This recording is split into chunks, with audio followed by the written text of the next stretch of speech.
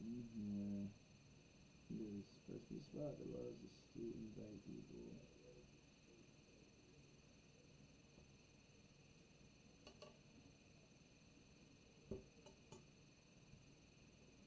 Okay, good. Twitch is doing that. Maybe if you pop up in the live, we could pull you up on the screen. No, hold on. I'm trying to find out where it is. It's honestly the first time we've used this specific feature here, so. Oh, that's why I think we'd be using it just to turn up on the cell phone. I don't want to do that because it sounds like crap. I want people to be able to see me. Okay.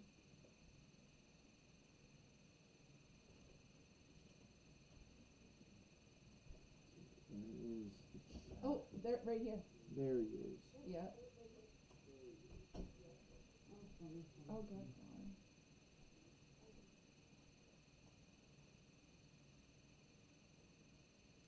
Sharon, Yeah. I am so sorry you missed that. They kept cutting off. I think there was things that was running around with them. Two kitties come right into this room. One of them happened to get caught. One Oh, steps to right the on other it. room. The other Can we one just...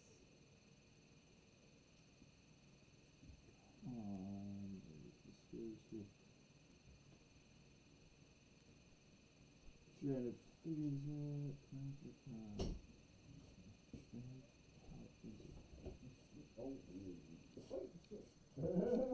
Usually when somebody chit chats, it like shows a little thing to say if you want to bring them on screen.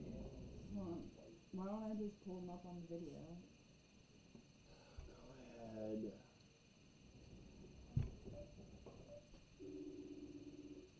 Because nobody's gonna see them. I don't know how... Hello?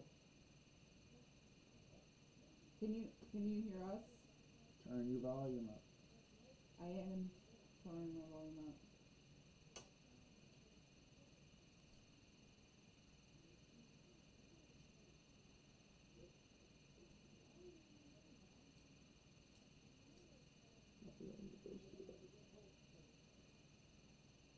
Can you hear us?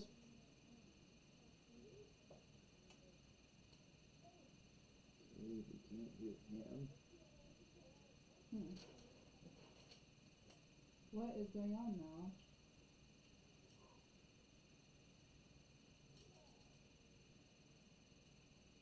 Oh, he's pantomiming. Can you hear me now? Yes. Yes, there we go. There's some sound. I can invite the other guys from here, I think. Okay. Yo, this is what's stupid to me. I can't figure out how to invite somebody here from like the actual like PC. We had no problems earlier. I don't know what's going on now. That's how it always goes. Right? Alright, I just sent them invites. Wow. Hey, look at that. It at least is kind of working. So this is nice. Hello. That's how you made it. Are we at least live, Will? We are live, but you're gonna need to bring this over here so that the people here can actually Here. catch them up under the mic. Awesome sauce. Got a snowball on a boom, so. So, how's it going, guys? Thank you for joining us. It's going good. Thanks for having us. Yeah, we're still, hang on, let me see. Oh, there it is. So, this is the first time you guys were able to kind of like collaborate together in an interview. Yeah, True. yeah, true. So this is all new. I haven't used Facebook Live before, so we're all, Yeah, we're still getting used to it too. I'm gonna keep punching around over here, seeing if I can figure this out. How to But, actually pull us up, so yeah, no worries. that's awesome. So yeah, what genre do you think you guys fall under? Ooh,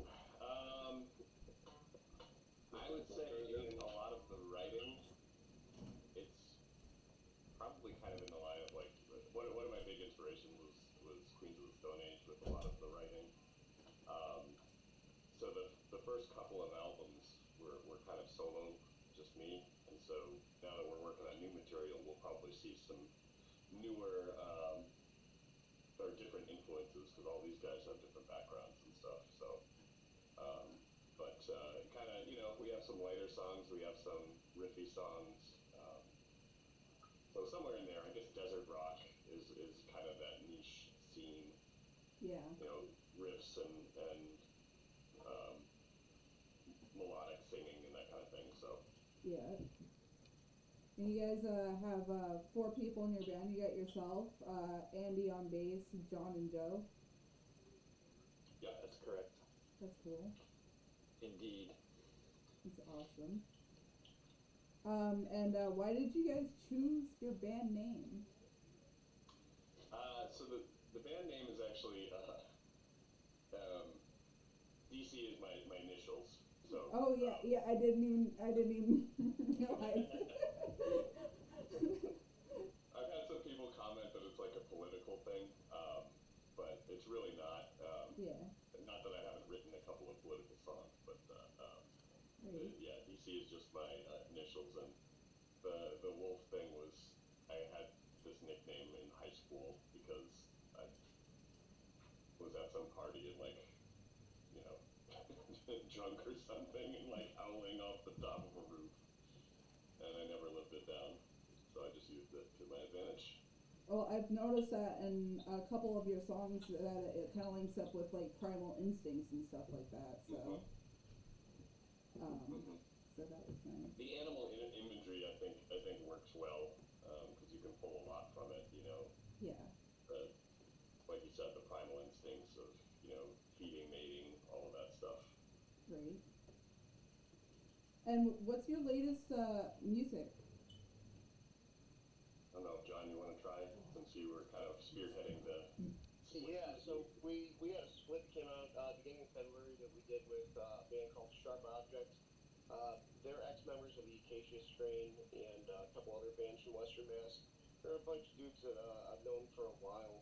So they hit us up last year, and we were actually working on trying to get something together last year, and it just, things go. And time gets away from you, and next thing we know, it's February, and we're like, all right, let's put something out. So we, around January, me and Dan really focused on the release and everything, and I did the artwork for the EP, and so they did 2 songs, we did 2 songs, and it's out on all the streaming platforms right now. Oh, cool. Word. Yeah. Let me try something real quick. Okay. Where are you guys playing next, by the way? The Raven in Worcester, I think, is the next one we got. Yep, that sounds right. End of this month. It's the 18th, I believe. I'm sorry, it's the 18th. I'm confusing that with the other one. Yeah, we've got the 18th in Worcester, and then the 24th in Florence, Mass, at the 11th floor. I actually used to live in Worcester for a short period of time. I was in school there. I didn't really remember much because I was there for a short period of time, but what I did remember in Worcester was the statue there of this guy mounting a turtle. I know that statue. I used to work in Worcester, and yeah, that's Oh, famous. dear boy. the boy with the turtle. Yep. I was very disturbed by that statue. Joe, you were from Worcester too, right? You lived there for years. Just north of Worcester. All Used to right. play there a lot. What is the most challenging thing you guys find for your band to be able to accomplish? You want me to answer that, Dan? I mean, I think we could probably all take a crack at it. I think, at least for my perspective, it's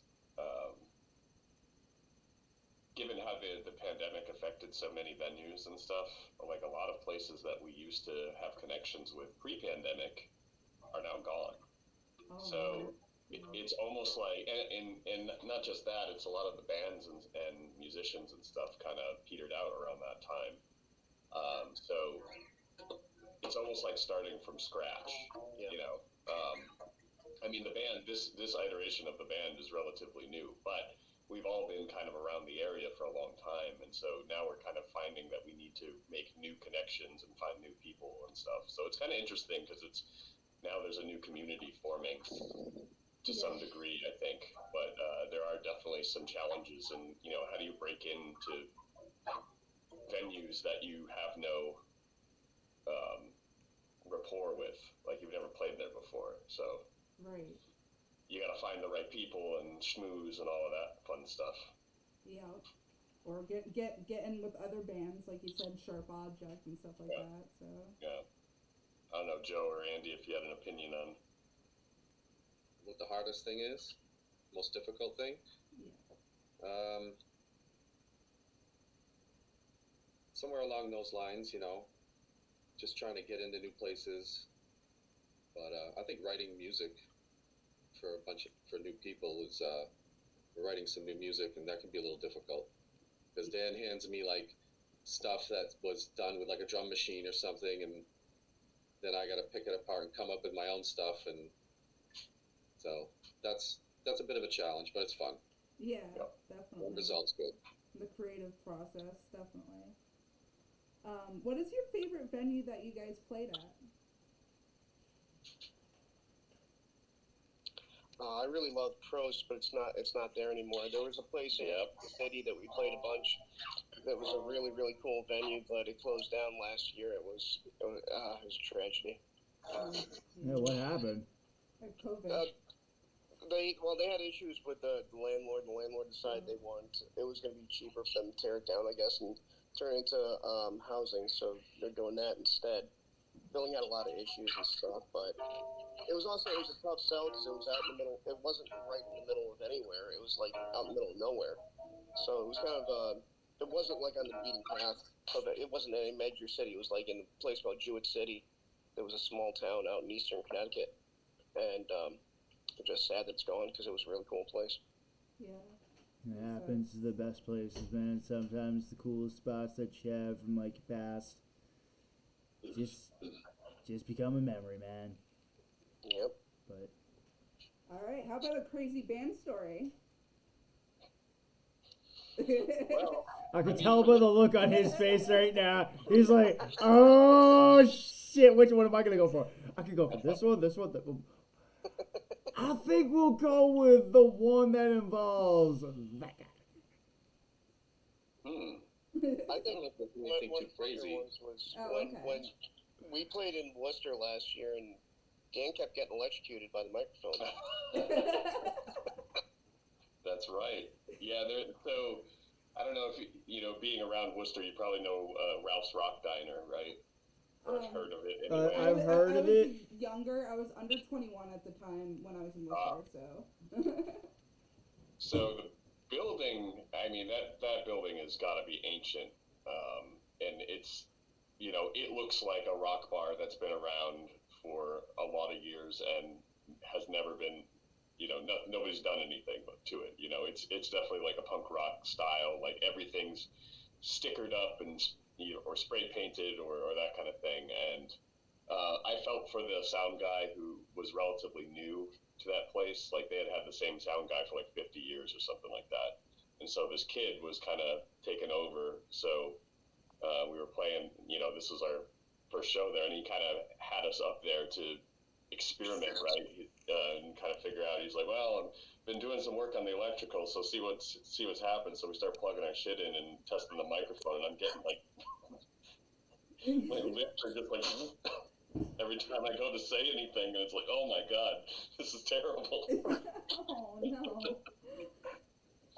That is pretty crazy. We eventually had to like do the kind of like Christmas, what is it, a Christmas Story, where you just have like this huge bunch of power strips all plugged into each other so that we could work off the one working circuit. It didn't shock him. That reminds me of when we played at Scottish Dave's, and the whole power was one outlet right behind the drum set. Yeah.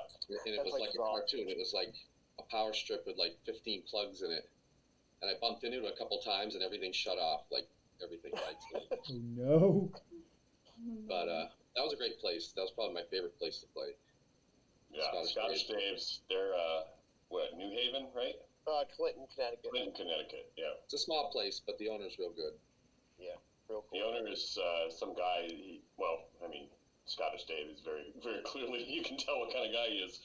But so he's so into like the local band scene and stuff. Like every band comes up and he gets up there and he's like, "All right, coming on next. Put your hands together for And it's just this little dive bar thing, and it's fantastic. Like he clearly loves what he does, and the bands that play there and his patrons that come in and stuff.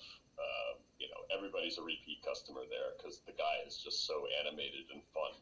Right? It's great when people are like that. I love that. Yeah. I love that. I also really enjoyed a couple of your guys' songs. I really enjoyed I Am Atomic and Lie Down. You want to tell me more about those two songs? Sure. I'm Atomic was one that I really wanted to just get a very kind of like an earworm sort of riff to play throughout the whole thing. And so, as it kind of came together,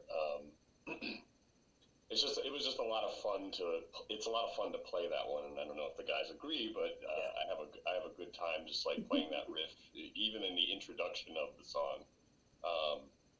And then Lie Down was actually the last song written for the album Predator because I really wanted to break up what we had already, put on the record. I mean, I felt like there needed to be one song that kind of was an outlier a little bit. I'm not sure exactly what I was listening to at the time. It might have been like Depeche Mode or something like that. But I kind of wanted to have that kind of dark wave vibe a little bit. Yeah. So when we recorded that, we actually used a different drum kit and moved the mics back and all this stuff, so it has much more airy feel to it. Yeah, it felt deep and funky. Mm-hmm. Yeah, I like that. Yeah, definitely. If you guys want to check out DC Wolves on their website, they also have Spotify. Please go check out their Spotify. They have Facebook and all sorts of platforms. So definitely go check these guys out. These guys are awesome. Thank you so much. Thank you. Thank you. Thank you guys. Thanks for joining us. Alrighty. Have a good one. You too.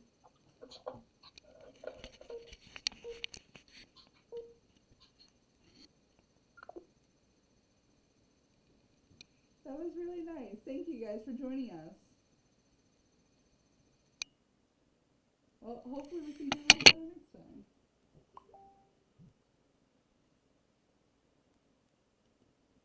I love this learning experience. Wait until